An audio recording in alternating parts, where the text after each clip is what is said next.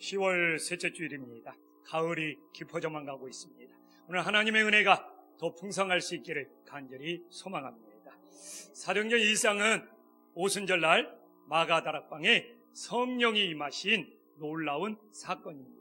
그리고 오순절날 마가다락방에 성령이 임함으로 드디어 초대교회가 시작이 되었습니다.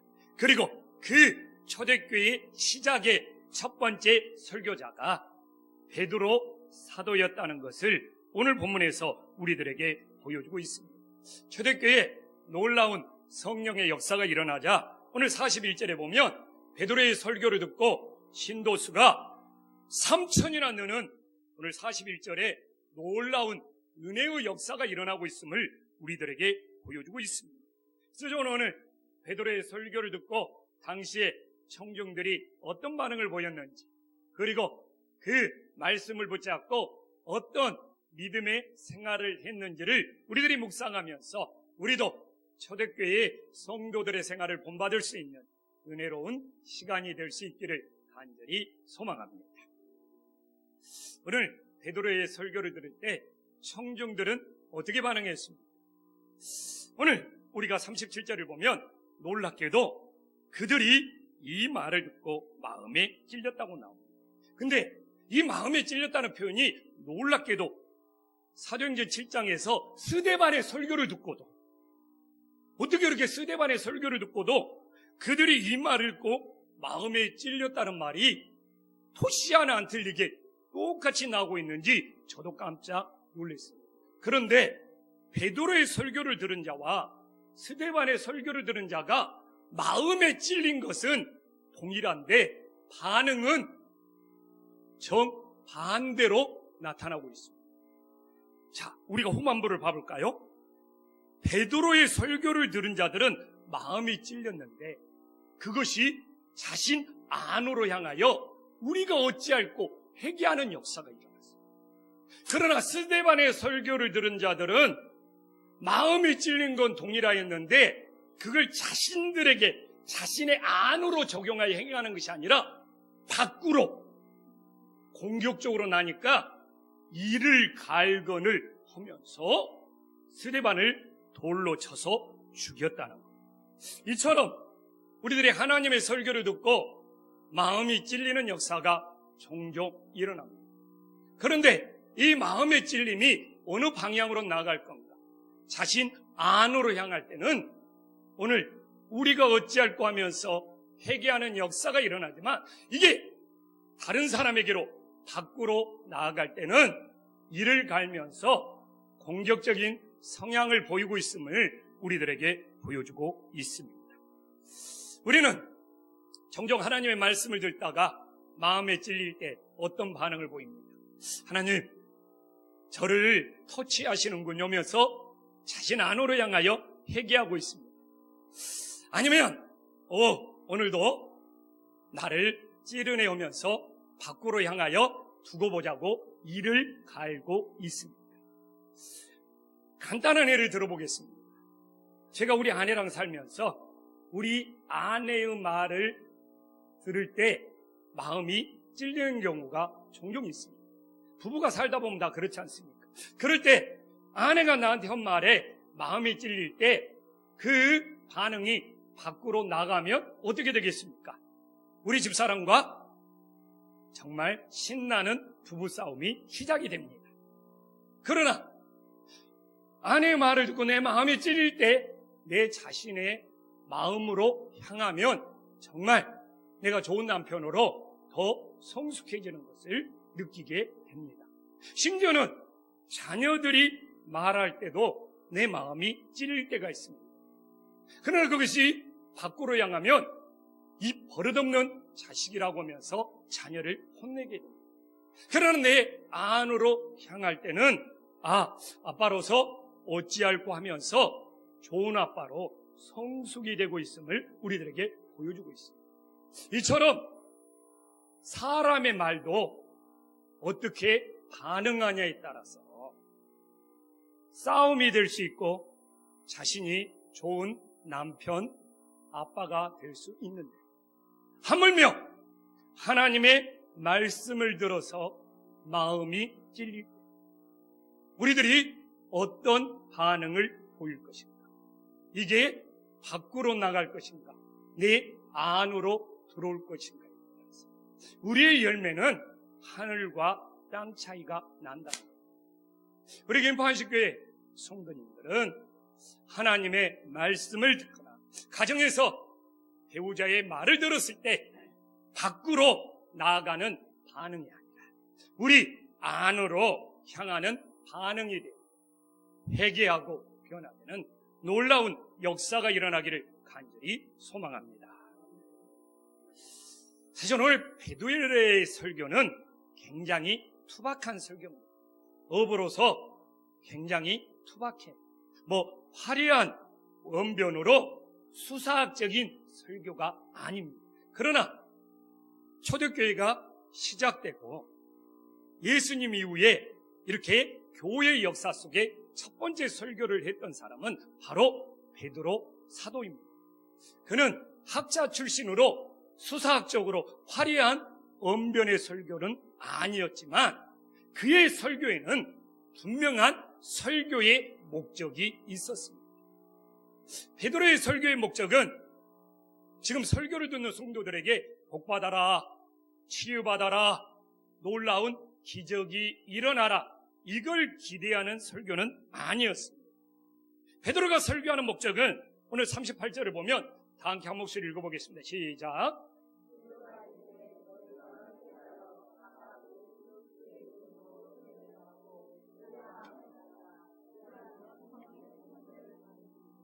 베드로가 설교하는 목적은 투박한 설교였지만 회개하고 구원받기를 원하는 분명한 목적이 있었다는 것입니다. 어찌 보면 성령이 임하고 성령을 통하여 초대교회가 시작이 되고 그 초대교회에서 제일 처음 설교한 베드로가 이 땅에 교회 설교의 모델 샘플이 되는 겁니다. 그래서 모든 교회에서의 설교는 교회에서 제일 처음 설교한 베드로처럼 회개하여 구원받기를 원하는 그 본질이 설교의 목적이 되어야 한다는 것입니다. 만약 우리가 회개하여 구원을 받지 못했는데 복받았다, 치유받았다, 기적이 일어났다, 이게 어떤 의미가 예수님 안에서, 우리 주님 안에서 있느냐 이겁니다. 우리가 회개하여 구원을 받은 다음에 하나님이 선물로 주시는 그 복이, 그 치유가, 그 기적이 진정한 믿음이 됨을 깨달으시기를 간절히 축원합니다. 저는 절대로 복을 받지 말라는 것이 아니에요. 우리 성도님들 복 많이 받았으면 좋겠어요. 우리 성도님들 진짜 치유받았으면 좋겠어요. 어떻게 보면 성도님을 위한 저의 기도의 대부분들은 치유의 기도입니다. 그리고 지금도 하나님께 영광을 돌릴 수 있는 기적이 일어났으면 좋겠어요. 그러나 이 모든 것이 우리들이 회개하여 구원을 받은 다음에 일어날 때 이것이 엔-크리스도, 예수님 안에서 일어나는 성령의 역사가 됨을 믿으시기를 간절히 소망합니다. 베드로는 그의 설교의 목적대로 오늘 본문에서 진짜 놀라운 회개의 역사가 일어났습니다.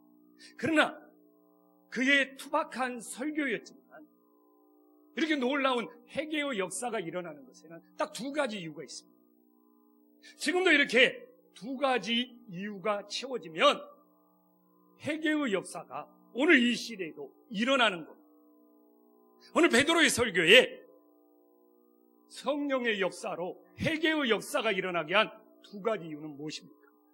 이 베드로가 한 설교는 오늘 사도행전 2장 14절에서 36절까지. 근데 정확히 이 설교가 전반부와 후반부로 딱 나눠져요. 전반부는 14절에서 24절까지 요엘 2장의 말씀을 인용하고 있습니다. 근데 놀라운 것은 이 요엘 2장의 말씀을 인용하여서 예수님의 십자가의 죽음과 부활과 연결시키고 있다는 겁니다. 그래서 오늘도 이 16절에 보면 요엘서 2장 말씀을 인용하는 것을 그대로 보여주고 있습니다. 굉장히 많은 부분을 인용하고 있습니다. 그리고 이 모든 것을 이렇게 22절 같은 데 보면은 나사렛 예수님과 연결시키고 있다는 것을 보여주고 있습니다. 후반부는요, 25절부터 36절까지입니다. 후반부에서도 동일합니다. 오늘 이렇게 이 25절을 보는데, 이게 25절이 이 다윗이 기록한 시편 16편을 인용하고 있는 거예요. 계속 상당히 많은 부분. 근데 여기서도 동일하게 31절부터 봐보면 예수님의 죽음과 예수님의 부활로 연결시키고 있다는 것을 알 수 있습니다. 그래서 저처럼 이렇게 대학원에서 이렇게 설교학을 전공한 사람들은 이 베드로의 이 교회 역사 속에 첫 번째 설교, 베드로 설교가 샘플이 되고 모델이 되는 거예요. 그래서 모든 설교는 성경적인 설교가 되어야 합니다. 이 성경적인 설교는 오늘 베드로 설교처럼 구약의 어떤 말씀을 인용할지라도 예수 그리스도와 연결이 되어야 됩니다. 그래서 오늘 이 베드로가 성경적인 설교를 하였기 때문에 그들이 마음에 찔리고 회개하는 놀라운 역사가 일어났음을 믿으시기를 간절히 축원합니다. 또 하나의 이유는 뭡니까? 첫 번째 이유는 회개의 역사가 일어나기 위해서는 이 성경적인 설교, 예수님과 반드시 연결되는 설교가 되어야 된다면, 또 하나 이 회개의 역사가 일어나기 위해서는 어렵지 않게 성령에 사로잡힌 설교가 되어야 된다는 겁니다. 성령의 역사가 일어나는 설교가 되어야 된다는 겁니다. 그래서 오순절 마가다락방에서 성령이 임재했습니다. 그 현장에 베드로가 있었습니다. 그리고 초대교회가 시작되었습니다. 그 초대교회의 첫 번째 설교자인 베드로는 누구보다도 성령의 충만함을 가지고 하나님의 메시지를 선포했어요. 그 메시지에 놀라운 성령의 역사가 있었기 때문에 회개하는 은혜가 임하였음을 믿으시기를 간절히 축원합니다. 그래서 오늘날도 이 땅의 교회들에게 마음이 찔려서 회개의 역사가 일어나기 위해서 반드시 이 두 가지가 있어야 돼요. 오른편에는 성경적인 메시지가 선포돼야 되고, 또 하나는 성령의 충만한 역사가 있을 때 마음에 찔린 것, 그것이 안으로 향할 때 회개의 역사가 일어나는 것이죠. 그러나 오늘날 그리스도인들이 마음에 찔린 것을 그렇게 좋아하지를 않아요. 그냥 바로 마음에 찔린 것도 없이 복받거나 그냥 재밌거나 즐거운 것을 먼저 원한다는 것이 이 시대의 아픔이죠. 그래서 목회자들이 성도들의 눈치 보고 좀 성도들을 더 모으고 싶으면 성령의 역사와 성경적인 설교로 마음의 찔림으로 회개의 역사가 일어나기를 원하는 그 중심을 잃어버리고 그냥 분위기 맞춰서 복받고 잘되고 성공하고 이 번영신학에 빠지기가 쉽다 이겁니다. 그래서 종종 한신교회에 이렇게 세가족으로 오신 분들 중에 제 설교를 듣고 실제로 마음이 찔려서 정말 이 마음이 찔린다는 이야기들을 굉장히 많이 하시는 경우가 있습니다. 그건 우리들에게 불편함을 주는 것이 아니고 바로 성령께서 우리 마음을 터치하고 있음을 깨달으시기를 간절히 축원합니다. 그래서 그것이 안으로 향하여 회개하신 정말 놀라운 구원의 역사와 그리고 그 구원받은 이후에 여러분들이 원하는 은혜의 선물로 충만하게 임하심을 믿으시기를 간절히 축원합니다. 그래서 우리 김포 한신교회는 정말 이 마지막 때 초대교회와 같은 진정한 교회가 되기 위해서 바로 이 성경적인 설교와 이 성령 충만한 역사를 통해 우리 성도님들이 모두 회개하고 구원받는 이 믿음의 토대 위에 세워지는 은혜스러운 교회가 될 수 있기를 간절히 소망합니다. 그러면 이제 이렇게 제가 말했잖아요. 회개하고 구원받은 다음이 중요해요. 그래서 회개하고 구원받은 다음에 주님의 뜻대로 신앙생활하면 얼마든지 은혜의 복을 받을 수 있는 거예요.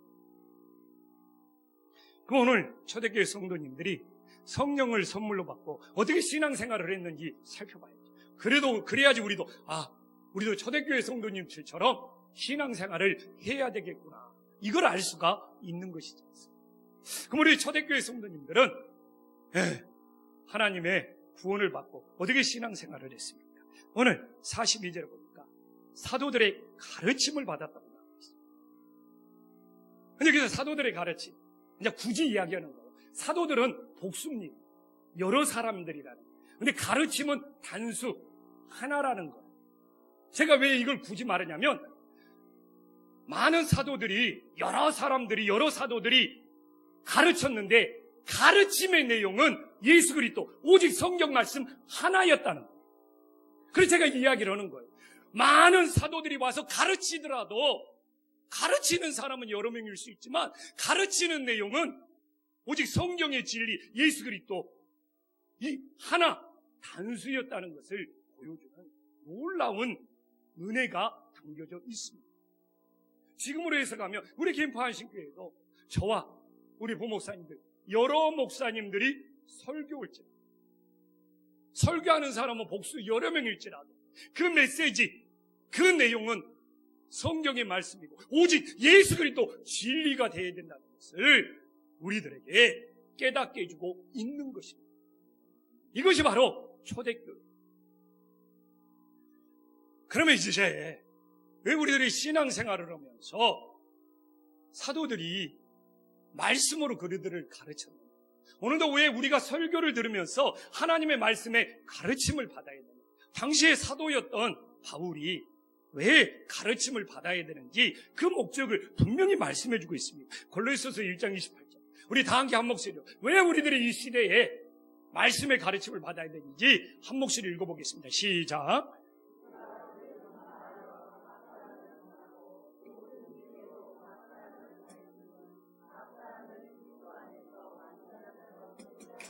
여기서 나오잖아요. 가르침은 각 사람, 한 사람을 예수님 밖에서가 아니고 예수님 안에서 완전한 자로 세운다는 겁니다. 근데 여기서 완전한다는 뜻은 뭐냐? 그냥 한 사람이 갑자기 퍼펙트해지는 것이 아니고 예수님을 따르고 예수님을 순종하는 것이 점점 자라난다는 거예요. 그래서 여기서 우리가 예수님 안에서 완전해지고 싶다. 그러면 예수님 말씀을 순종하고 예수님의 말씀을 따르는 것이 점점 많아지면 우리들이 점점 완전한 자가 돼가는 거예요. 예전에는 예수님 말씀을 듣고도 한 귀로 흘러버렸는데 예전에 예수님의 말씀을 들으면 그 말씀을 따르고 순종해. 그러면 제가 어떻게 되어오고 있다고요? 예수님 안에서 완전한 자가 되어가고 있는 거예요. 그래서 이 완전한 자가 어떻게 보면 진행 영역이에요. 어제보다는 오늘 내가 예수님의 말씀을 더 따라서 완전한 자고 오늘보다는 내일 예수님의 말씀을 더 따라서 순종하는 자들이 될 수 있기를 간절히 소망합니다. 그래서 오늘도 우리들이 하나님의 말씀을 가르치고 배우는 목적은 예수님을 따르고 예수님을 순종함으로써 우리들이 점점 더 믿음 안에서 완전해질 수 있는 은혜가 임할 수 있기를 간절히 소망합니다. 또한 초대교인들은 어떻게 신앙생활을 했습니까?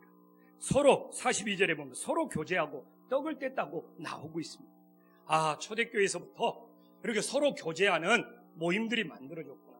그리고 떡을 뗀다는 것은 성찬식, 성례전을 하고 있구나. 그래서 우리가 매달 첫 주에 이 성찬을 나눈다는 것은 초대교회의 그 믿음의 전통을 이어받는 것이 되겠죠.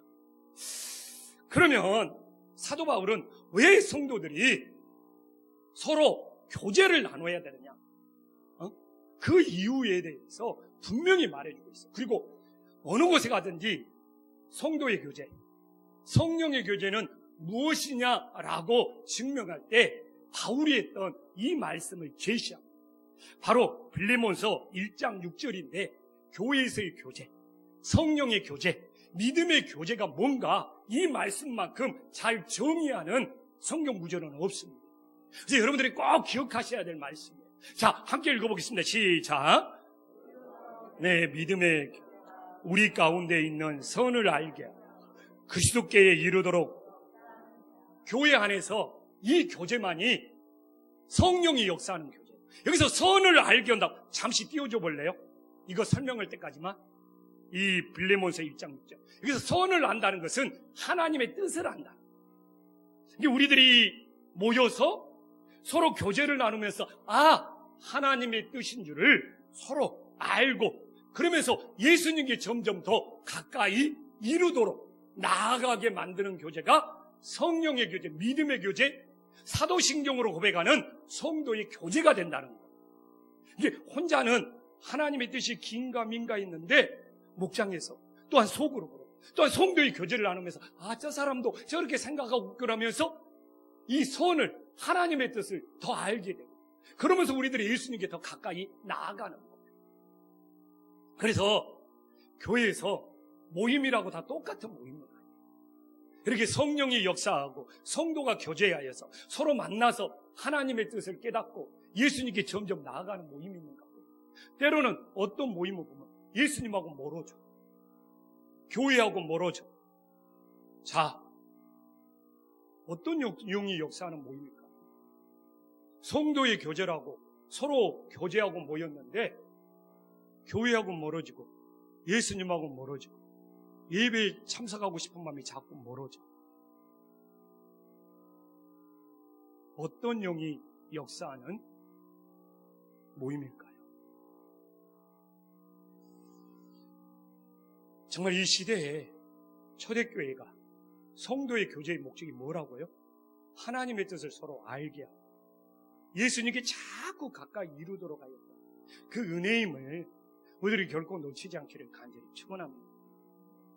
제가 인천로에 있다 보니까 인천에 있는 인천로에 다른 교회 장로님이 전화가 왔어요. 자기 자녀가 결혼해가지고 고천에 새로운 아파트로 이사를 왔다는 거예요. 그래서 우리 교회를 좀 인도해달라는 거예요. 그래서 전화번호까지 알려주더라고요. 근데 안 돼. 그래서 내가 장로님한테 전화 나서 쉽지가 않네요. 그래서 장로님이 너무 마음 아픈 이야기를 하는 거예요. 근데 딴 건 아니에요. 가정에서 아내하고 그 권사님 아내하고 교회에 대한 부정적인 이야기를 어려서부터 너무 많이 나눴다. 이 부부의 교제, 이 성도의. 그래서 그걸 애가 어렸을 때부터 듣고 살다 보니까 교회에 대한 부정적이니까 강해가지고 어떻게 고등학교까지는 데리고 나왔는데 대학 다닐 때부터 지금까지 교회를 아예 안 다녔어요. 그래도 이렇게 좀 결혼하면 신앙생활 하자라고 좀 뭔가 약속은 받았는데 그게 잘 안 되더라 하면서 자기 탓이라고. 그런 제가 좀 얼마 전에 그런 대화를 나눈 적이 있습니다. 뭐 제가 어떻게 도와줄 수 있겠어요? 그래서 이처럼 오늘도 이렇게 나오지만 우리들이 교제 나누는 것은 어떤 교제를 나누는 거예요? 정말 성령이 역사하는 교제. 우리들이 만나서 하나님의 뜻을 알게 하고 예수님께 가까이 나아가도록 하는 그 교제를 나누고 있느냐. 이건 우리 가정을 살리고 우리 교회를 살리고 이게 너무 중요한 문제입니다. 그래서 우리들이 다시 한번 우리들의 지금 교제가 어떤 교제인지, 성령이 역사하셔서 하나님의 뜻을 알게 하여 예수님께 더 가까이 나가는 그 교제로 우리 가정이, 우리 만남들이 다 변화되는 은혜의 역사가 일어나기를 간절히 소망합니다. 또한 초대교회 성도님들은 어떻게 신앙생활했어요? 오로지 기도하기를 힘썼다고 나옵니다. 오늘 이렇게 42절에서 오로지 기도하기에 힘썼다는 것은 어떤 의미입니까? 예수님이 들어준다는 것에 대해서 확신을 가져요. 내 기도 예수님이 반드시 들어줄 거야 하면서 계속 기도했다는 거예요. 근데 오늘 이 초대교회 성도님들이 오로지 기도에 힘써야 된다는 것을 예수님은 어떻게 표현하고 있습니까? 마가복음 9장 29절 예수님의 표현법을 우리가 다 함께 한번 읽어보겠습니다. 시작.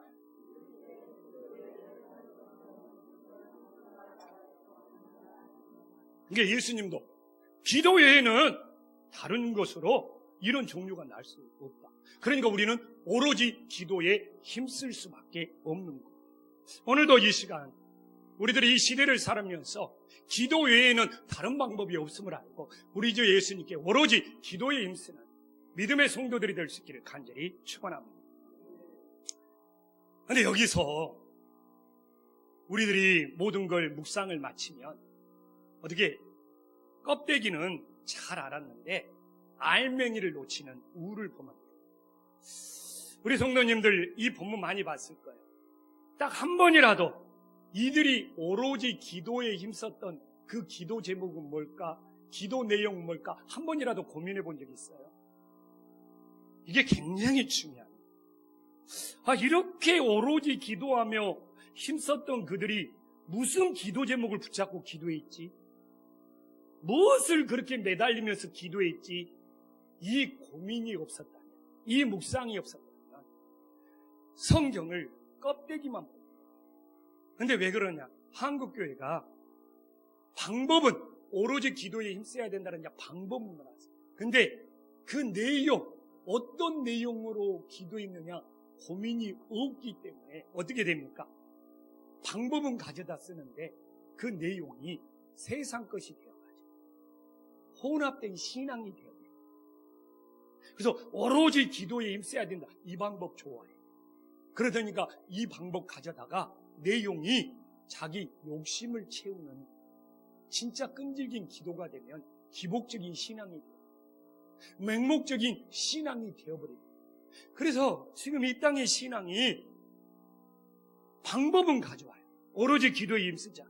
근데 무엇을 위해서 저렇게 했지? 내용을 모르니까 기복적인 신앙, 혼합적인 신앙, 맹목적인 신앙이 우리 주변에 득실거리고. 그래서 이 시대에 묵상해야 돼요. 도대체 그들이 그렇게 간절히 오로지 붙잡고 기도했던 기도의 제목이 무엇입니까? 근데 고민하면 사도행전 2장의 전체적인 내용이 뭐지? 한 번만 생각하면 어렵지 않게 풀립니다.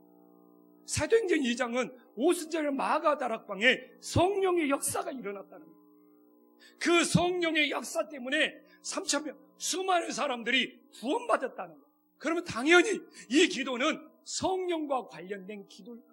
근데 사도행전 1장을 보더라도 오순절 마가다락방에 성령이 임하기 전에 이 예수님의 어머니랑 사도들이 모여서 오로지 성령이 임하기를 힘썼다는 똑같은 오로지라는 단어가 나오고 있어요. 얼마든지 증명해낼 수 있습니다. 그래서 이들이 하나님 앞에 붙잡고 간절히 매달렸던 기도의 제목은 성령의 선물이에요. 오늘 38절에 나와 있는 이 성령의 선물이 이 땅에 초대교회가 시작되어서 이 땅에 교회가 존재하는 동안 교회가 성령의 선물이 사라지지 않게, 교회마다 성령의 선물이 임하여야지만이 진정한 교회의 역할을 할 수 있기 때문에 이 성령의 선물이 멈추지 않고 끊임없이 이루어지게 해달라고 이들은 오로지 매달려서 힘써서 기도했어요. 근데 우리가 이 무엇을 위해서 기도했는지 이 기도의 내용을 놓쳐버리고 껍데기만 방법만 가져다 쓰면 어떻게 되겠냐.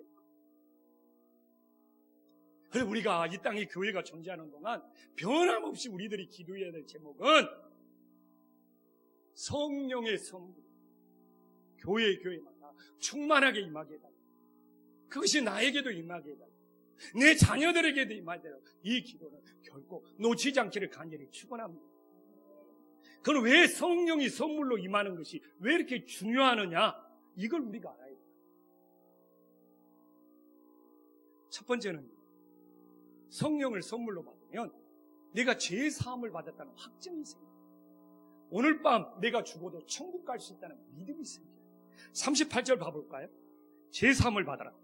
성령을 선물로 받는. 이게 죄 사함이 있어야지 성령을 선물로 받는 거죠. 근데 내가 성령을 받았다는 믿음이 있다면 당연히 뭔 거예요? 죄 사함을 받았다는 확증이 생기는 거예요. 맞잖아요.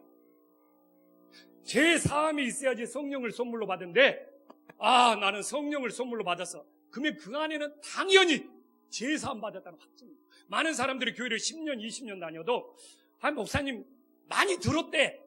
예수님 믿고 회개하면 제사함 근데 내가 진짜 제사함 받았나요? 여기에 대해서 계속 고민하는 분들 우리 주변에서 많이 찾잖아요. 이건 성령의 선물이 해결해 줄 수 있어요. 왜? 제사함을 받아야지 성령을 선물로 받고, 그렇기 때문에 성령을 선물로 받았다면 제사함에 대한 확증이 생깁니다.